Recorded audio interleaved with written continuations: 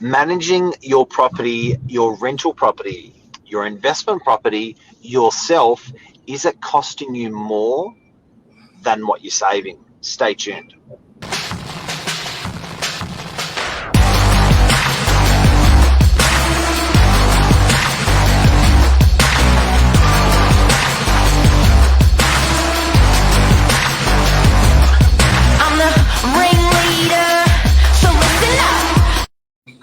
Good morning, everyone. Welcome to Morning Minutes. Myself, Michael Bergio, Mark Novak, episode 433. What does it cost to have the biggest asset, or more than likely the biggest asset you own, managed properly, well, by a professional? There's always a lot of numbers that get thrown around when we sit in front of landlords from different areas, different types of properties. And this morning, Mark and I, we'll talk about it. Good morning, Mark. Hello, Mr. Bergio. Hello, Mr. Bergio. Hello, everyone. Property management and basically management's probably the backbone and the neck and the legs, the body of real estate, the value to a lot of principles, but it's not spoken much about. The information's not there, and sometimes it's almost treated like the orphan child when compared to sales, that is, but it's huge. It's like, if people can't have their property, if the asset can't be maintained, why would people buy it if they don't have the confidence? So what's your view on management and the different, take us through maybe the tiers of service that are provided, if there are, and what they are. So, I think it's there's a great analogy. I love this comment. Most expensive asset besides my wife. Nikki, good to see you. Good morning, Nikki. So, look, it's the biggest asset class in the country. Right, we got that. So you live in it, we got that. But when you want to rent it, you've got to find a tenant, and you've got to maintain that property and maintain the tenancy in the property. Now, you can do that yourself, or you can actually get a pro to do that for you. What are the benefits of a pro? And the big thing about today is, what does it actually cost? Now, Lisa Novak says, and I love this saying, it's like having a pot of gold or a bag of cash. If you had $1 million in a bag of cash and you have to trust a custodian with it, oh my God, you've got to be careful.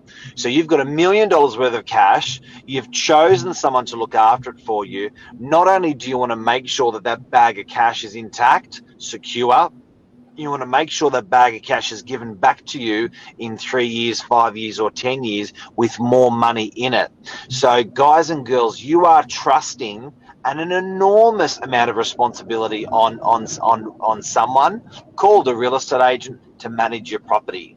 That's the way I look at it. What does it cost? Yeah, and I think there's sort of different levels of service.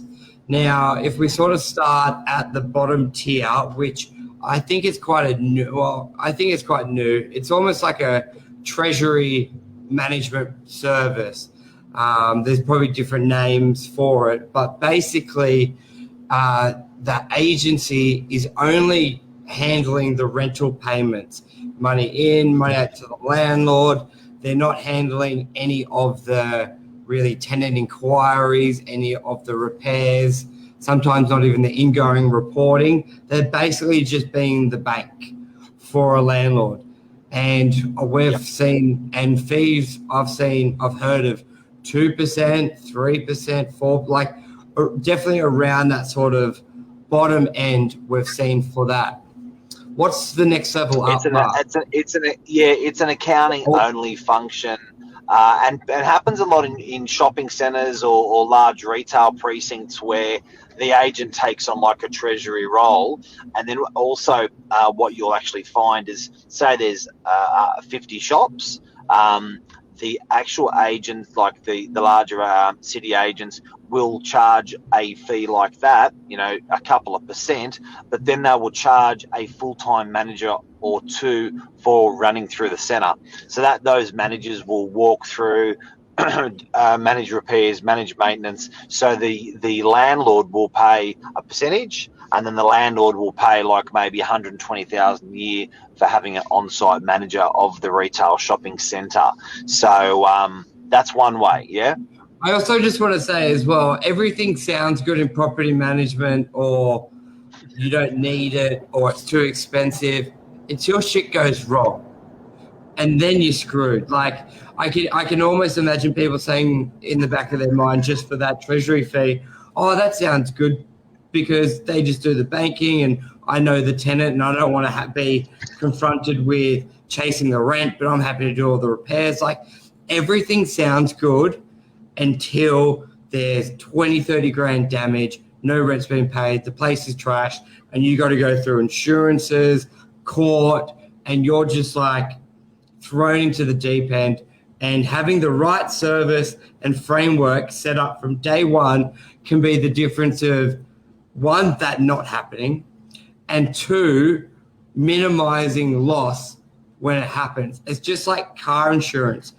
You don't, like, if you didn't have it and then you have a crash, you're like, shit, why didn't I have it? Now it's going to cost me 40 grand to pay for the other vehicle to be fixed, when if I just paid the $1,000 a year, which you may have done for 10 years and it never cost you anything, and now you're screwed. So I think people just got to, it's almost like a much bigger asset.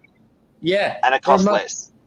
Well, that's exactly right. We all pay car insurance, and it's basically costs more to insure your car than to manage your property and your car compared to $500,000 or $1 million. Yeah. So I just want to say to manage a $500,000 property is probably the same as insuring a $20,000 car.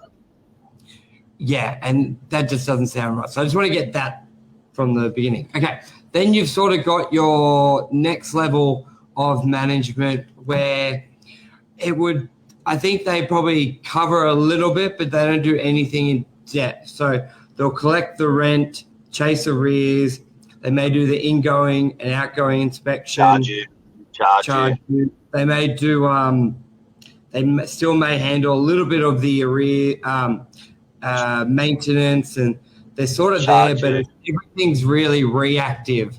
There's not much proactive management, because it's just like the tenant calls complaint, we solve it, we facilitate it. And that could be from that sort of 4.5% to 5.5% range. Yep. So the agencies are starting to strip away services and make them user pay, but then offering a lower percentage. But when you net it all up, you actually end up paying more. So on face value, book value, up front, it looks like you're saving a little bit of money. But when you amortize it over maybe a 5-year or 3-year period, you go, shit, I actually paid more than paying, So what they'll say, we'll do 4%. We'll do 5%, but we're going to charge you for this, charge you for that, charge you for this, charge you for that, charge you for this, charge you for that, one-off costs. And then you've got someone who's that does all that, but very proactive. And I just want to say the difference between someone maybe paying 5% and say 7% for the Holy Grail, that when you look at, let's put this scenario out there, and you'll see that it's definitely worth paying the extra for the full service. Your property, let's say the letting time is 5 weeks to get rented, and you've got the one agent at 5% who's only reactive. They get their 4 weeks notice. Then they start their process, and it takes 4 weeks. You lose a week's rent compared to an agent that's proactive, may have already called the tenant 2-3 weeks in advance to the end of the lease, seeing their intentions. They may have already said their intentions are they will be leaving, they've bought something, and that agent starts marketing it a week prior because they're proactive and there is zero vacancy in the property. The 2% discount you thought you were getting could cost you a week's rent, which would be further than that. So I know there's a lot of examples. It's hard to put in context besides they do a better job, but But that's a real simple way you're getting value for your money if you went for someone who's a lot more proactive to learn.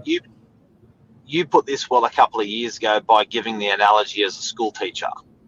Yes. Do you want me to say it again? Hey? Yeah. Yeah. So it was a great Lee Woodward talk. I think I heard it on many years ago, where basically you would go to them. Everyone's just like real estate agents get thrown in the broad brush of everybody's the same. But then you could say, well, ask all school teachers the same.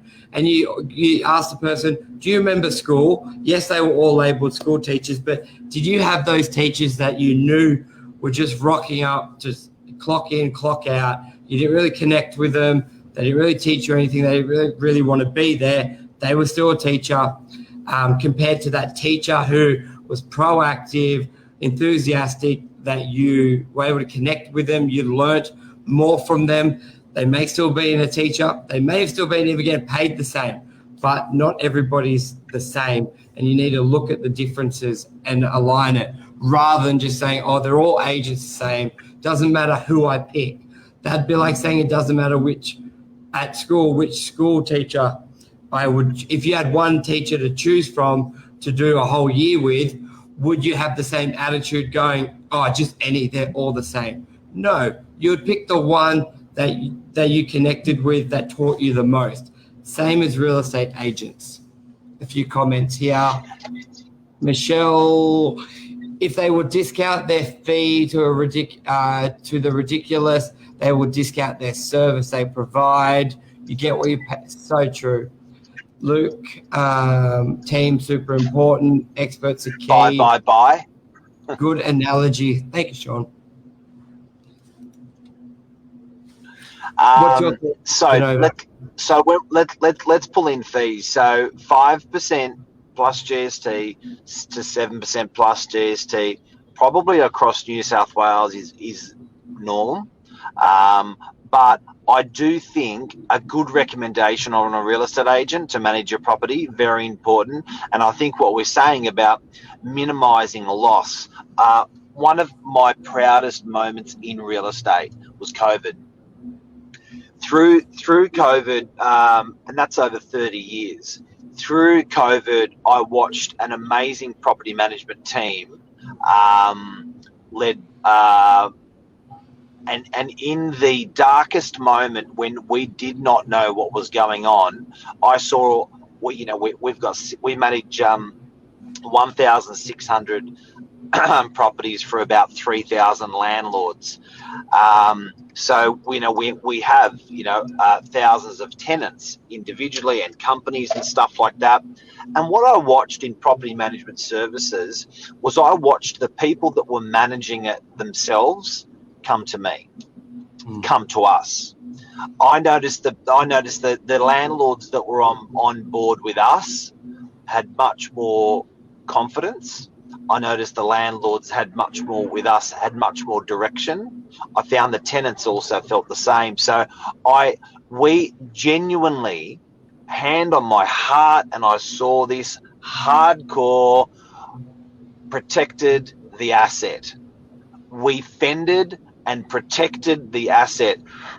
We had landlords that were self-managing that just left an enormous amount of money on the table because they thought that was the right thing to do. When it was overextended, too much, loss of money that they shouldn't have done. So in that darkest period, Virgin, and you were there, I witnessed a hell of a lot of really hard workers in property management, even as an industry. And I noticed us protect our clients' interests and asset.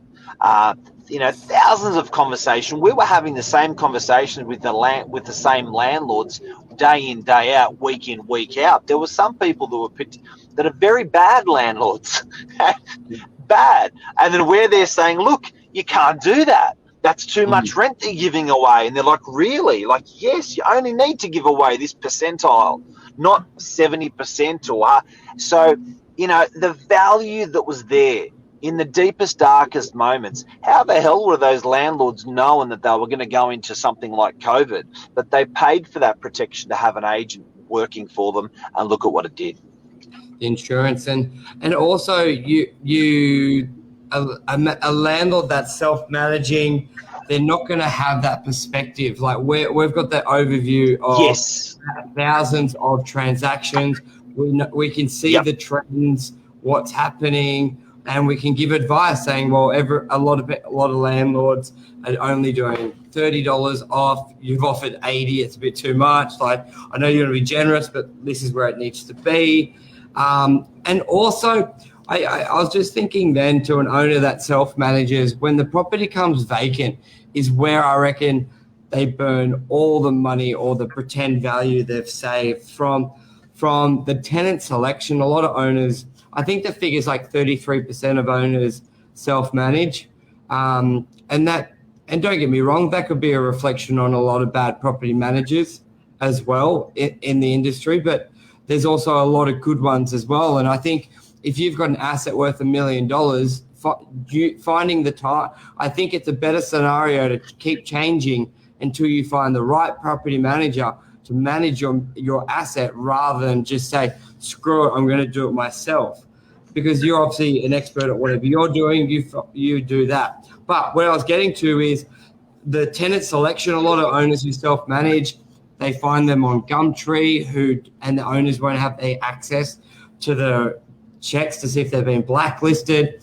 Even the times when it comes vacant, the extended vacancy. But even if they do engage a real estate agent just to do the letting of the property, think of this. Think of any business.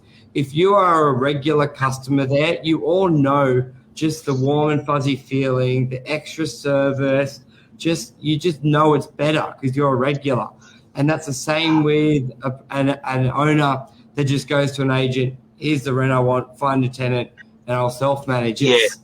It's not there. And an agent. It's like being a ninja, mate. Like you can, that a trained fighter compared to someone who's just having a go. And when you're in the ring, it matters. Just one thing I want to mention before we sign out. We've talked about management fees in terms of percentiles, but there's another component to property management, which is the letting fee. Can you explain that?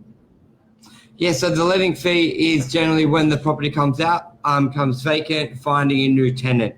And I know if it's a casual management, which the owner self-manages, agencies can charge up to 2-3 weeks plus marketing. And a lot of the time when it's managed, an agent will have a reduced letting fee, maybe half a week, maybe 1 week as well. But like I sort of said before, the value is before the agent, before it comes empty, knowing the exact date, seeing the trends of where the market is. Because an owner could be self-managing for 2 years, have had the same tenant, and the market's gone up or down, and they just shoot themselves in the foot. So they think they can. And guys and girls, get this one. The management fee is the locating a tenant fee is 1 week. Guess what we spend on locating a tenant internally? Oh, we did figures it was like 3 weeks or $2.5 grand. So most properties is like a month. So we spend on finding a tenant for each landlord. We're doing about 70 lettings a month. We spend about 3 weeks, and then we put our hand out for 1 week to the landlord. We invest an enormous amount of time and an enormous amount of money to get a tenant in fast, a good tenant, the right tenant at good money, a fortune. Why do we invest that much? It actually grows our business. So that's why we invest that much. But we're the beneficiaries, and so are our landlords by only paying 1 week letting fee. Yeah, perfect. Anything else you want to add on to that, Mark? You can talk all day. Yeah, we're good. That's all right. We may do another topic on letting fees of that figure and what's involved. Any other comments before we sign out, dude? No, all good. Everyone have a beautiful day. I did see one actually. Intrinsic benefits, finding a good long-term real estate agent relationship. Yes, Luke, it's like an insurance policy. Property managers, 100%. There's probably, oh yeah, Sean, I missed a few, sorry. There's probably only 3 teachers I still remember the name of, and that's correct. Same as people when they're looking to buy a property. 3 years later, 5 years when they're coming to sell it again, there will be a couple agents that I remember, even if they weren't the ones that bought from. I've had people come back to me saying, I had a great deal looking to buy. I didn't buy from you, but I want you to sell it. Massively. Awesome. Thanks, everyone. Have a beautiful day, everyone. Burge, thank you, buddy. No problems. Bye.